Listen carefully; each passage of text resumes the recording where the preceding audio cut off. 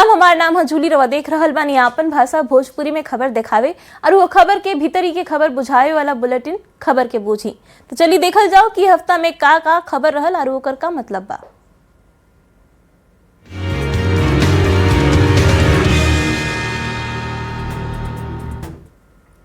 सबसे पहले बात संवेदना के। पटना के शंभू गर्ल्स हॉस्टल में संवेदना के घटना के बाद सभी इंतजार कर रहल बा कि जांच आखिर कब पूरा हुई, कब संवेदना के इंसाफ मिली। बाकी यही बीच एगो चिंताजनक खबर सामने आयल बा। एसआईटी के देने से एम्स के पूरा दस्तावेज नइखे सौंपल गईल, जेकरा से जांच में देरी हो रहल बा।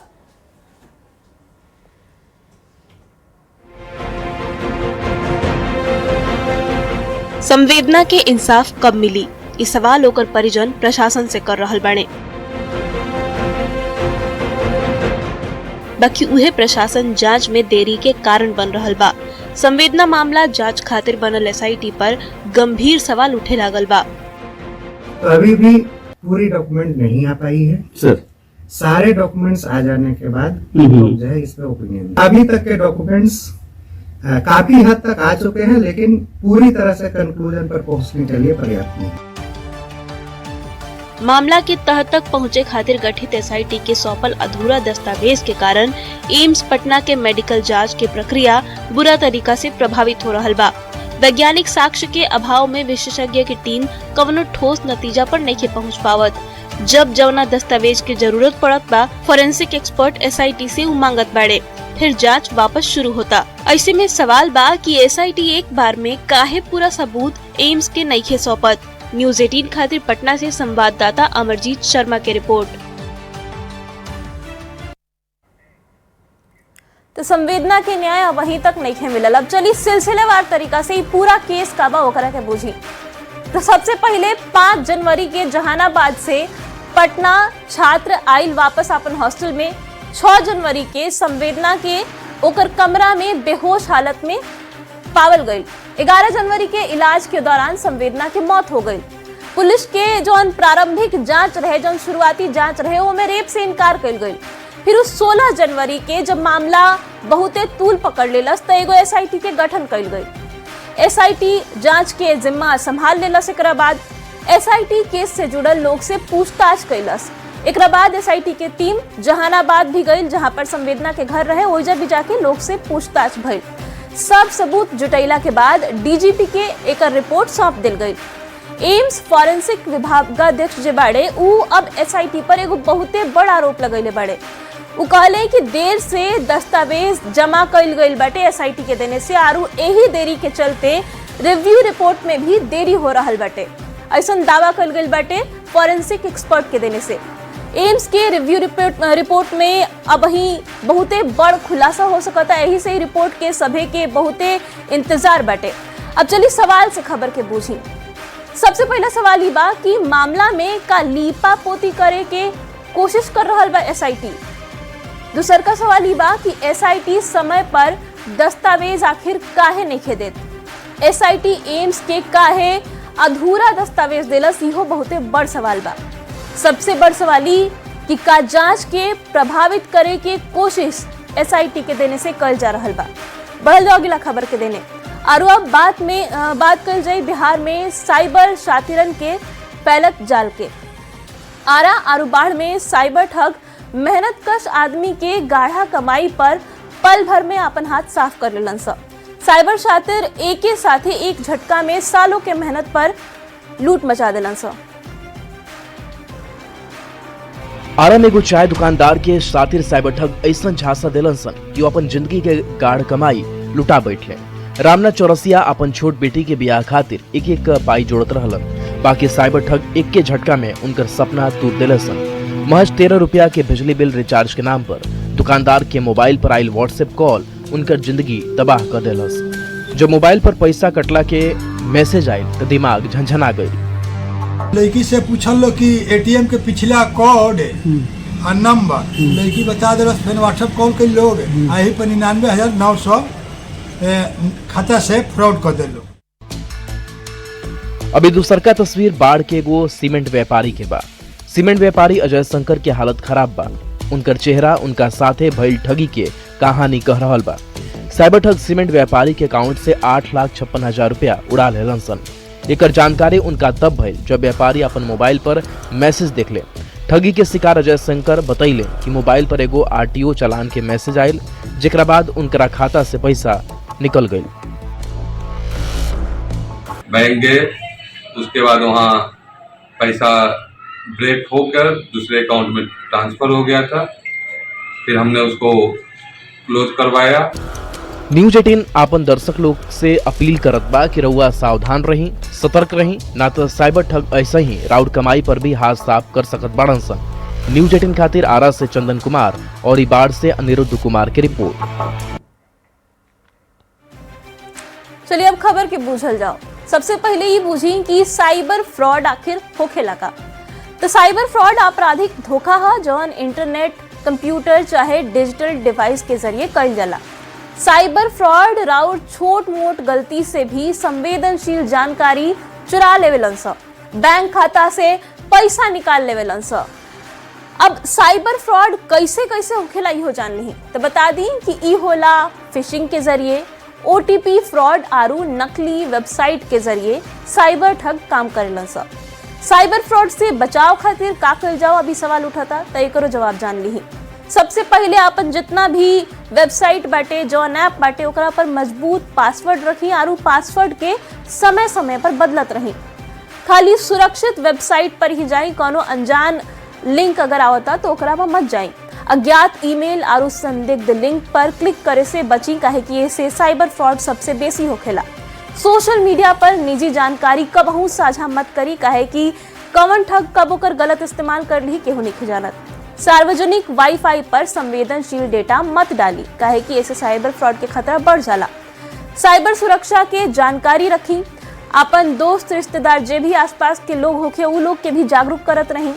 साइबर फ्रॉड के शिकार अगर रउआ मान ली कि हो गई नहीं, तो एकरा बाद अब का करे के बा इहो बता देता नहीं। सबसे पहले तुरंत जौन साइबर सेल बाटे ओजा जाके नाता अपन पुलिस थाना में जाकर रिपोर्ट दर्ज करा दी। बैंक, क्रेडिट कार्ड कंपनी के सूचित कर दी ताकि आगे आरू पैसा ना निकल पावे। सब पासवर्ड तुरंत बदल दी आरू 2 फैक्टर ऑथेंटिफिकेशन सक्षम कर दी। साइबर सुरक्षा विशेषज्ञ के मदद ली। भारत सरकार के दिन से साइबर क्राइम पोर्टल जौन जारी कर गइल बा ओकरो इस्तेमाल करी आरू अपन जौन घटना बा ओकरा के रिपोर्ट करी। बढ़ा जाओ अगला खबर के देने।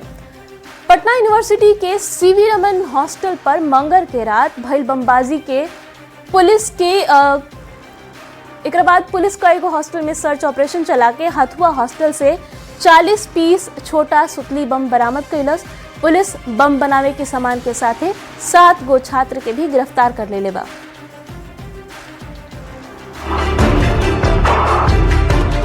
टेबल पर रखली सामान के तनी ध्यान से देखी। सुतली से बांधल कुछ गोला,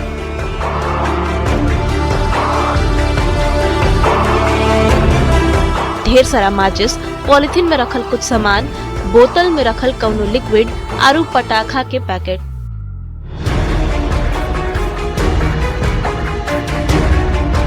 एकरा के गलती से कौनो पटाखा के दुकान मत समझ ली, ई बम ह आरू साथे बा बम बनावे के सामान।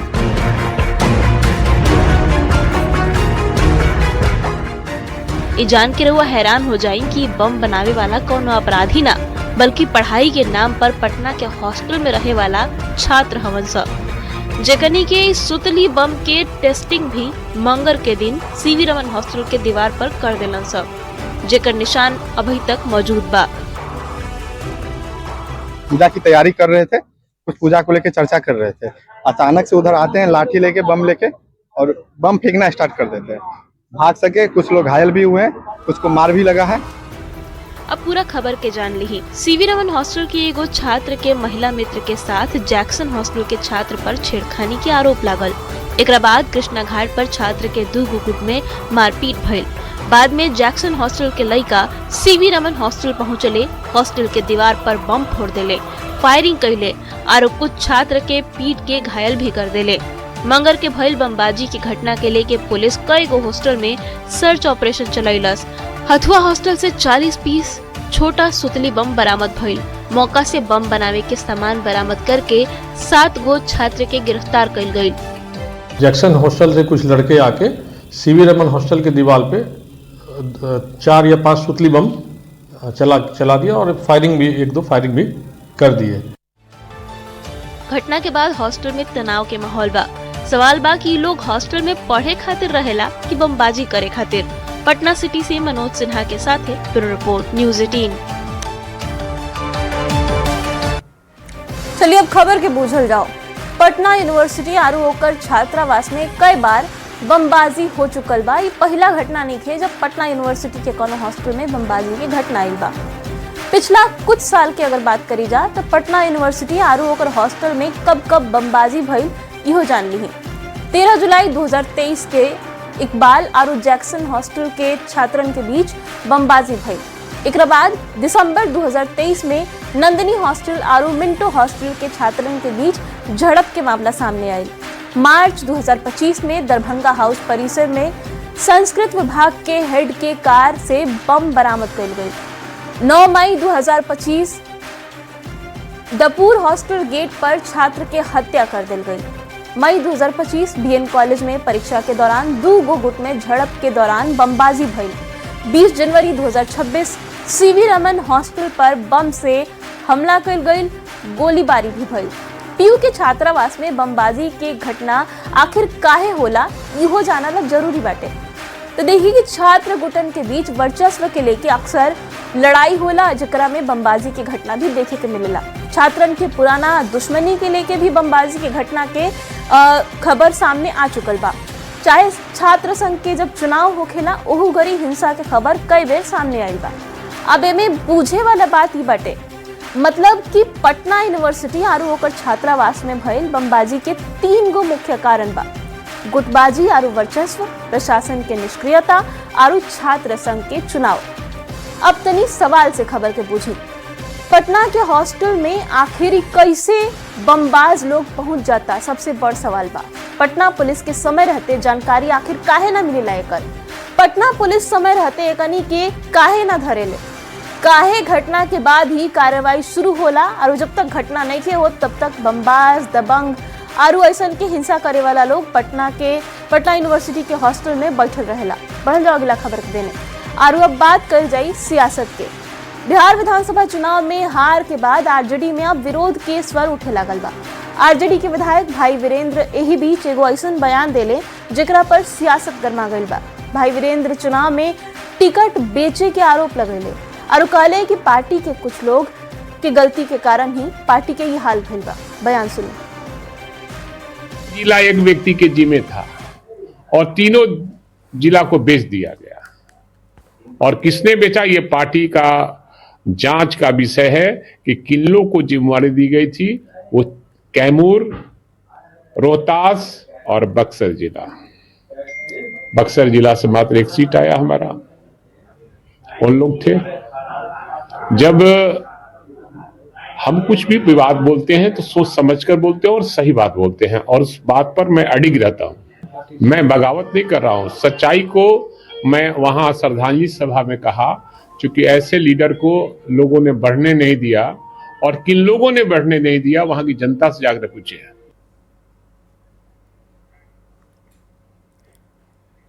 चलिए अब आरजेडी विधायक भाई वीरेंद्र के बयान के जो मतलब बा बुझल जाओ। बिहार विधानसभा चुनाव 2025 में आरजेडी के बहुते बड़ हार देखे के मिलल। पार्टी दूसर का सबसे खराब प्रदर्शन के साथे खाली 25 गो सीट पर सिमट गई, जौन पिछला चुनाव में सबसे बड़ पार्टी रहे।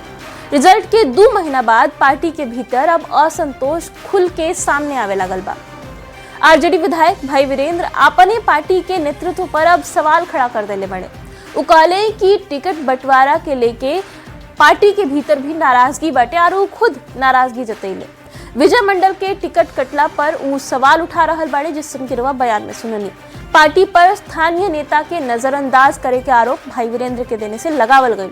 मजबूत नेता के नजरअंदाज करे के आरोप भी भाई वीरेंद्र आरजेडी के नेतृत्व पर लगैले बड़न। पार्टी में कुछ खाली नाम के समाजवादी नेता बाड़े, ऐसन को उनकर बयान में बात सुनने के मिलल।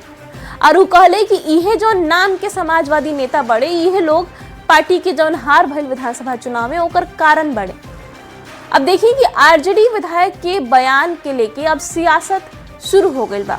आरजेडी के अंदरूनी राजनीति पर अब सवाल होखे लागल बा। नेतृत्व के निर्णय प्रक्रिया पर भी अब गंभीर सवाल उठे लागल बा। विरोधी भी एकरा पर अब तंज कसे लागल बने। आरजेडी नेतृत्व वोट चोरी और चुनावी गड़बड़ी के हार के कारण अभी तक बतावत रहे। बाकी भाई वीरेंद्र की जौन बयान सामने आयल बा वो पार्टी लाइन से अलग बाटे। वो कहता नहीं कि पार्टी में जौन फैसला लेल गए, जौन टिकट बंटवारा में गलती भइल ओकरे चलते हार भइल। अब वो कहता नहीं कि असली वजह टिकट वितरण और संगठनात्मक फैसला रहे। पार्टी के भीतर असंतोष लगातार ऐसा बयान से नजर आ रहा बा।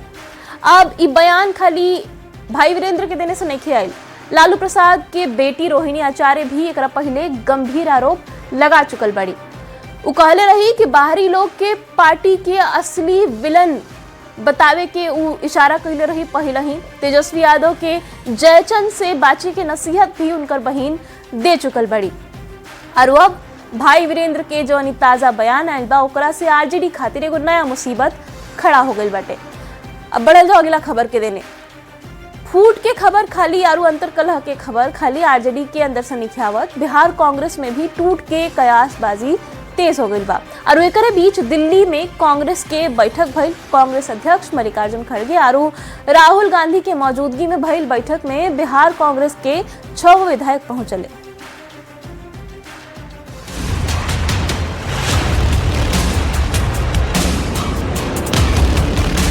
बिहार कांग्रेस में टूट के अटकलबाजी के बीच ये तस्वीर दिल्ली से आयल बा। दिल्ली में बिहार कांग्रेस के बड़ बैठक भइल। कांग्रेस अध्यक्ष मल्लिकार्जुन खड़गे और राहुल के मौजूदगी में बैठक भइल। बैठक में प्रदेश अध्यक्ष राजेश कुमार, बिहार कांग्रेस प्रभारी कृष्णा अल्लावरू, राज्यसभा सांसद अखिलेश सिंह और रंजीत रंजन, बिहार कांग्रेस के पूर्व अध्यक्ष मदन मोहन झा, नेता कन्हैया कुमार और बिहार कांग्रेस के 6 विधायक मौजूद रहे। बिल्कुल निराधार बात है, किसी तरह की कोई बात नहीं है, कोई संभावना ही नहीं है। हालांकि कांग्रेस के नेता बिहार कांग्रेस में कलह से इनकार कैले। बाकी सूत्र बता रहल बाड़े कि कांग्रेस के कुछ विधायक मुख्यमंत्री नीतीश कुमार के संपर्क में बाड़े। चर्चा बाकी कांग्रेस के सब 6 विधायक पार्टी छोड़ सकत बाड़न। बिहार कांग्रेस के मौजूदा हालात और इस संभावित टूट के बचावे खातिर ही दिल्ली में ही बैठक बुलावल गई रहे ताकि संभावित टूट के बचावे पर मंथन हो सके। विधायक लोग के कुछ नाराजगी होके तो ओकरा के दूर कैल जा सके। कहा कि कांग्रेस के कार्यक्रम से विधायक लोग के दूरी पर अब सवाल उठे लागल बा। न्यूज 18 खातिर दिल्ली से अमितेश सिंह के साथ है ब्यूरो रिपोर्ट। चलिए अब खबर के बूझल जाओ। दिल्ली में भइल कांग्रेस के बैठक में सब विधायक पहुंचले, माने 6 के 6 विधायक जो अब की बात जीत के आयल बड़े। बाकी बिहार में कई दिन से ई अटकलबाजी तेज बा कि बिहार कांग्रेस में टूट होके वाला बा। सूत्र बता रहा बाड़े कि कांग्रेस के 6 विधायक सीएम नीतीश कुमार के संपर्क में बने। दरअसल 2025 में कांग्रेस के प्रदर्शन बहुत खराब रहा विधानसभा चुनाव में। 2020 में 19 गो सीट जीते वाला कांग्रेस 2025 में खाली 6 गो सीट पर ही जीत पाई। कांग्रेस के 13 सीट के नुकसान अब की चुनाव में देखे के मिलल। अभी पूछ ली कि बिहार में कांग्रेस के कौन विधायक कौना सीट से जीत के आयल बनल। तो सबसे पहले नाम बा सुरेंद्र प्रसाद कुशवाहा के वाल्मीकि नगर सीट से ही विधानसभा के चुनाव जीतले। अभिषेक रंजन की अगर बात करी जाए तो चनपटिया विधानसभा क्षेत्र से ही जीत के आयल बड़े। मनोज विश्वास फारबिसगंज सीट से विधायक बनल बड़न। अबिदुर रहमान अररिया सीट से चुनाव जीत के विधायक बनल बड़े। एकरा अलावा मनोहर प्रसाद सिंह मनिहारी विधानसभा सीट से चुनाव जीतलन। आरू कमरूल होदा किशनगंज सीट से चुनाव जीत के अब की हाली विधायक बनल बड़े। मतलब कुल 6 गो विधायक कांग्रेस के देने से बड़े। कांग्रेस विधायक के टूट के अटकल काहे अब बिहार में चल रहा बा इहो जान ली। कांग्रेस के एगो महत्वपूर्ण बैठक में कवनो विधायक ना पहुंचल रहन पटना में जब भइल रहे। एकरा अलावा मकर संक्रांति पर भी कांग्रेस नेता दही चूड़ा भोज से गायब नजर अइले। एकरा बाद सवाल उठे लगल कि आखिर कांग्रेस के विधायक का कांग्रेस से नाराज बड़े। अब दल बदल कानून एकरा के लेके का कहेला, जौन बात कहल जाता कि कांग्रेस के विधायक दूसरा पार्टी में चल जाए हैं। दल बदल कानून के तहत 2/3 सदस्य स्वेच्छा से पार्टी छोड़ले तो अयोग्य ना हुई। सब 6 विधायक के जेडीयू के संपर्क में होखे के चर्चा एकरा बीच में खूब तेज बा। 6 में से अगर 4 गो विधायक भी पाला बदल ली है तो वो लोग के सदस्यता ना जाई। यही से कहल जाता कि बहुते ज्यादा एकर संभावना जतावल जाता, बाकी कांग्रेस के देने से ये बात खारिज कर दिल गई बा कि पार्टी में कोनो फूट हुई। अब सवाल ही बा कि का पहिलहू कांग्रेस में ऐसा फूट भइल बा। तो बता दी कि 2018 में 4 गो कांग्रेस विधायक चार गो कांग्रेस एमएलसी पार्टी छोड़ के जेडीयू में शामिल हो गए रहे लोग। अशोक चौधरी, दिलीप चौधरी, तनवीर अख्तर और रामचंद्र भारती कांग्रेस के छोड़ के जेडीयू में चल गए रहे लोग। और एक बार फिर से अब चर्चा बाटे कि कांग्रेस में बहुते बड़ फूट होके वाला बा। हालांकि कांग्रेस के नेता एकरा से साफ इनकार कर रहल बा लोग। और एकरा साथ ही खबर के बूझी में अब वहीं खातिर अपने बाकी न्यूज़ 18 बिहार झारखंड पर खबर के सिलसिला लगातार जारी बा।